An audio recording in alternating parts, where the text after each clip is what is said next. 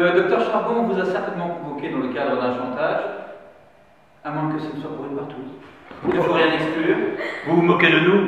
Le principe du tournage, c'est de réaliser un court-métrage de détective breton qui s'appelle Carlock, mais à chaque fois en mixant des éléments du Cluedo, c'est-à-dire que le détective amène ses suspects dans une pièce différente à chaque fois pour les interroger. Nous sommes à 20 personnes, donc 12 techniciens et 8 acteurs, et il va durer 15 minutes pour 7 jours de tournage.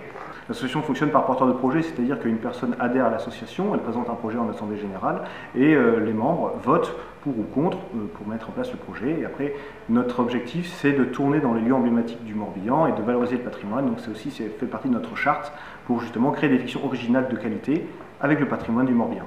Là, nous allons tourner dans la préfecture du Morbihan, au château de Trévarez et au château de Trédion pour le court-métrage Carlock.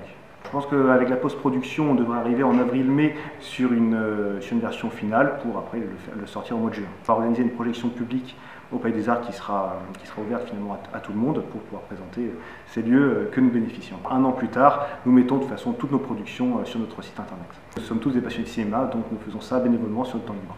Le seul salaire finalement qu'on leur donne, c'est le DVD du film, et éventuellement aussi des rushs s'ils en ont besoin. Combien de temps prend le tournage d'un court-métrage comme ça? À peu près 6 mois, entre l'écriture, la pré-production, le tournage, le montage, la post-production et la finalisation et la diffusion. Ça prend à peu près 6 mois. Il suffit de trouver celui qui est abîmé. Impressionnant.